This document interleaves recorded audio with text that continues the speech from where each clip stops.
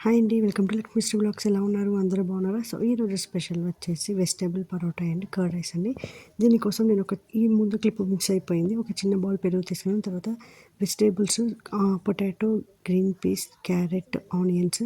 So, దీన్ని మొత్తాన్ని మెత్తగా పెరుగులో కలుపుకోవాలండి. సో, స్మాష్ ఎంతవరకు వీలైతే అంతవరకు మెత్తగా కలిపేసి దీంట్లో వచ్చేసి ఒక ఫుల్ బౌల్ గోధుమ పిండి వేసుకున్నాను. సో, సరిపడిన సాల్ట్ ఆల్రెడీ మనకు అందులో ఉంటుంది కాబట్టి, సో, నేను వచ్చేసి యాక్చువల్గా ఏం చేశానంటే పిల్లలు సాంబార్ తినను వద్దు అన్నారు కాబట్టి దాంట్లోనే వెజిటబుల్స్ వరకు వాళ్ళు ఈ మధ్య వెజిటబుల్స్ ఎక్కువ తినకుండా ఉండే పిల్లలకి మేము ఈ రకంగా ట్రై చేస్తూ కర్రీస్ కానీ లేదంటే అవి చపాతీ పిండిలో కలిపేసి లేక పరోటాగా చేసి పెట్టచ్చు వాళ్ళకి. సో, నేను దాని రకంగా ఒక ఫుల్ బౌల్ పిండి తీసుకొని దాంట్లో వేసేసి మెత్తగా పిండి వచ్చేసి నేను 5 చపాతీలు కావాలనుకున్నాను. 5 చపాతీలు కూడా ఒక ఫుల్ బౌల్ వేసుకున్నాను. చపాతీ పిండిలో గట్టిగా కలుపుకోవాలండి ఈ పరోటా పిండిని. సో, వచ్చే ఫ్లోర్ మనకు అప్పుడప్పుడు అద్దుకోవడానికి. సో, ఈ రకంగా చపాతీని లైక్ పరోటాలా మొత్తం రుద్దేశాను ఒకసారి. సో, నెక్స్ట్ వచ్చేసి దీని పెనం హీట్ అయిన తర్వాత పెనం పైన వేసుకొని మంచిగా కాల్చుకొని 2 పక్కల ఎర్రగా రావాలండి. కొంచెం నెయ్యి కానీ లేదంటే ఆయిల్‌తో కానీ ఫ్రై చేసుకోవాలి.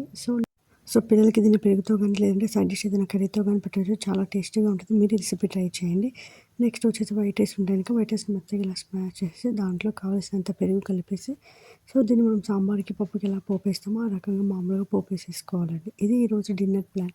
మళ్ళీ ఇంకో వీడియోలో కలుద్దాం. ఇప్పటివరకు నా channel please subscribe my channel for more videos. By by.